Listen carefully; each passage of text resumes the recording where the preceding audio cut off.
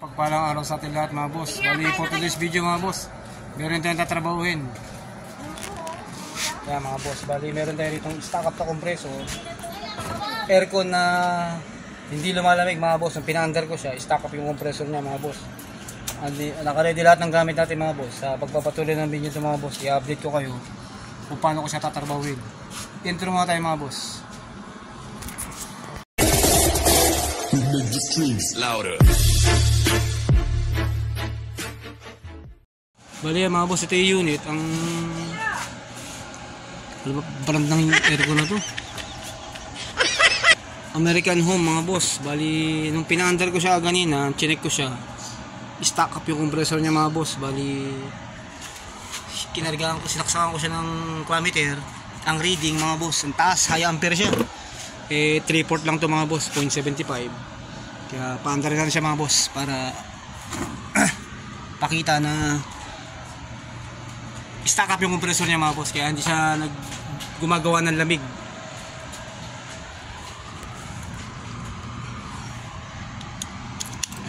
Kaya mga boss, high ampere yung reading ng clammeter, 17, 0.6, 0.5, 0.4. Tapos bigla siyang bibitaw. Yan, bumitaw mga boss. Ibig sabihin talagang firming, naka ipit lang, no? Kung naririnig nyo mga boss, ipit yung compressor niya, hindi siya magtuloy. Sa trabaho mangyayari mga boss, ito yung improvise natin yung panipa mga boss, yung ipit na compressor. Kung paano siya trabahuhin mga boss, share ko sa inyo mga boss. Yan, bali sa ngayon nakabitaw yung compressor niya, hindi maandar. Maya maya pag aandar niyan, mag-high ampere siya. Indication mga boss na ipit yung compressor niya. Stock up no? Taas ng amperahe niya, 16.5, 14. Yan, bumitaw na naman ulit. Ibig sabihin dapat mga boss, ang amperahe lang dapat ng getong aircon 3/4, 0.75. Dapat sa mga 3.7, 3.8 hanggang 3.9. Napakataas para sa kanya. Pamamaraan mga boss, paano siya gawin, i-share ko sa inyo mga boss. Bali mangyari mga boss, bago ko siya i-set up, off muna yung aircon, tapos i-ano ko yung connection ng running tsaka ng starting. Pagpapalit ka rin ko siya, tapos saka ko siya dito ko siya i-operate mga boss. Pipitikin ko yung starting niya para mag-release yung pagkakaipit ng compressor mga boss. Saglit lang yun, di pwede magtagal mga boss. Pipitikin lang natin siya, babalik rin ko yung running tsaka yung starting, tapos sabay pipitikin ko siya dito mga boss para mag-release yung pagkakaipit. Yan mga boss, ngayon patayin na muna natin siya.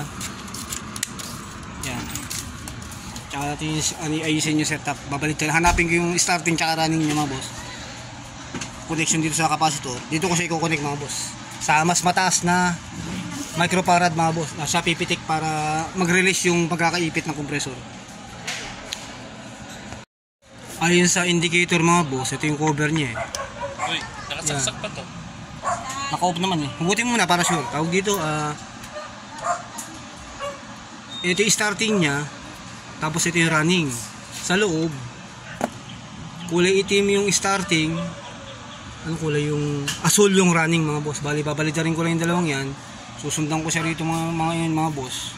Yung connection niya rito sa capacitor, bubunutin ko yan, tsaka ko ililipat dito mga boss. Dito tayo mag-ooperate. Medyo mas malaki-laki ito. Mataas yung microfarad nito. Ito yung sisipa dyan mga boss para mag-release yung pagkakaipit at compressor mga boss. Bunutin ko lang, hindi ko nagagalawin yan, dito ako bubunot mga boss. Bali yan mga boss, ang nakataging sa original niyang capacitor mga boss, 20 microfarad lang siya mga boss. Mababa masyado, para lang talaga sa 3/4. Ngayon ang gagamitin na sa kanya mga boss, 35 UF to plus 35, 75. Ihiwalay ko muna itong 60 microfarad mga boss. Ito lang gagamitin ko, dalawang to. Bali 75 microfarad mga boss ang ipangsisipa ko sa kanya para mag-release yung pagkakaipit ng compressor mga boss. Ito lang gagamitin ko. Hiniwalay ko muna to, yung 60 microfarad. Ngayon pag hindi pa rin siya kinaya, mag-a-add ako 60 tsaka 35. Ngayon 35 muna gawin natin mga boss, para suma total 70 microfarad mga boss, para i-release yung pagkakaipit ng compressor mga boss. Bubunutin ko lang to dito sa original niyang capacitor mga boss. Ito yung starting, itim. Tsaka ito yung running niya, yung blue. Kukunin ko siya dito mga boss. Ihiwalay ko muna yung pan motor, hindi ko isasama. Ito lang talaga i-release natin mga boss. Para ma-release sa pagkakaipit. Bali yan mga boss ha, nakahugot na siya sa original niyang capacitor. Yung kulay itim niya mga boss na starting, nakatusok na rito sa nasa running ko siya tinusok mga boss. Tapos ngayon itutusok ko sa starting mga boss yung running niya na kulay blue. Sa running dito ko siya tutusok mga boss. Baligtad dyan mga boss para mag-release lang talaga siya. 70 microfarad yung gagawin natin mga boss pang release sa kanya. Dapat mabilis lang to mga boss. Siguro mga 3 seconds bunutin mo kagad. Idadapo mo lang naman talaga to eh. Ito dapo lang talaga siya, dadapo. Parang igagano lang yan mga boss oh. Mararamdaman mo na nag-release na siya. Bali yan mga boss, yung pan capacitor niya mga boss, binunot ko na muna para pagka pinalag-in na namin si unit, yung compressor lang talagang tatakbo mga boss, para dahil sa siya lang naman talaga i-revive natin eh. Hindi kasama yung pan, kaya nakahiwalay na siya mga boss, nakatusok na rin yung mga connection ng wire niya. Wala na muna to. Nakatusok na rin mga boss. Ito yung pampipitik natin, yung running niya. Sa starting ko siya ikakalabit mga boss. Saglit na saglit lang ha. Bali, si Brownie magbibideo sa akin. Video mo, Brownie. Bakit ba yung may... Mga boss, mabilis lang. Sisiris ko tong starting niya sa common. Mabilis na mga boss para mag-release lang yung compressor. Yun, nag-release na. Ibig sabihin mga boss, nag-release siya. Ibabalik na natin sa normal mga boss. Under na yan. Narinig nyo naman yung nag-release yung compressor. Ibabalik na natin siya sa normal niya na capacitor. Bunutin mo, Brown. Bunutin mo. Nag-release na yung compressor mga boss. Mabilis na namin ginawa ko. Ibabalik ko na siya sa capacitor talaga niya mga boss. Pa-underin natin siya. Okay na yan mga boss. Nag-release na yung stack up na compressor mga boss. Mabilis lang yun.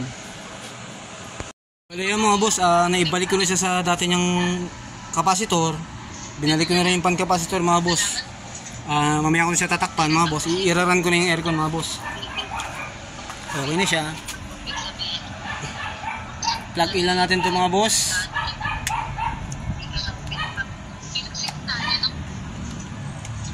Yan, tapos ngayon okay na siya mga boss. Ibalik ko na yung capacitor niya. Wala namang mga shortage. Tara na natin si aircon mga boss. Ayan na. Kumahanda rin compressor.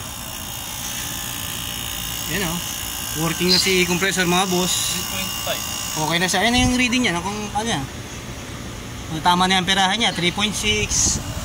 Running na si compressor mga boss. Ayan na. Nag-release na yung pagkakaipit ng stack up na capacitor, compressor mga boss. Ginamit natin yung capacitor ko na panipa. Ginawa ko lang siya noong nakaraang araw mga boss. Tama-tama nagamit niyo yun. Yan mga boss, working na sa unit. Nagmo-moist na yung mga tubo mga boss. Mubugan na rin siya ng lamig. Yung amperahe niya mga boss, tama na. Ayan na, pang 3/4 talaga. 0.75, 3.7 mga boss. Tama na yung amperahe niya. Ganyan, napakataas niya masyado. 16 ampere mga boss ang reading niya. Indication mga boss na stack up yung compressor niya. Ngayon okay na siya mga boss, running na siya. Binalik ko na yung mga connection niya, yung dati niyang capacitor. Tatakpan na natin siya mga boss. Tapos turnover natin siya kay customer mga boss. Okay na siya. Yung trabaho nangyari ngayon mga boss, kinilining na ni Brown yan, okay na yun. Tapos ngayon, wala yung cleaning na yun kung hindi naman tatakbo si compressor mga boss. Yung chinek ko siya, stack up yung compressor niya mga boss. Ngayon, okay na siya mga boss. Working na yung compressor niya. Okay na si aircon mga boss. Ayan, nagmo-moist yung mga tubo niya. Hanggang sa muli mga boss, pag may pagkakataong i-share ko sa inyo mga boss. Ang trabaho nangyari ngayon mga boss, nirevive natin yung stack up na compressor mga boss. Ingat tayo palagi mga boss. God bless atin lahat.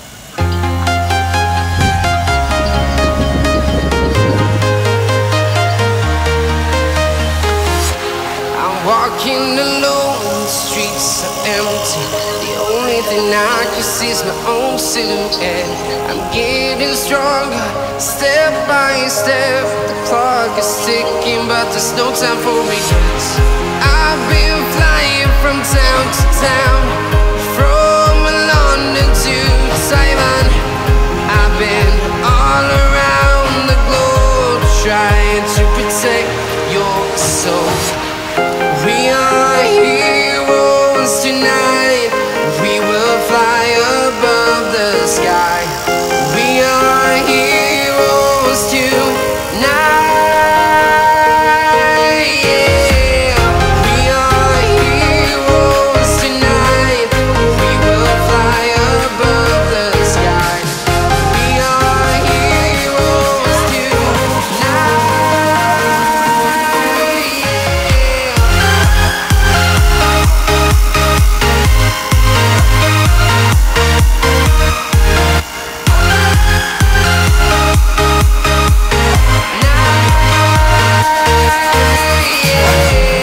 Feel like a dynamite, ready to explode right up in the sky. I need you to listen, I need you to hear, and don't show any fear.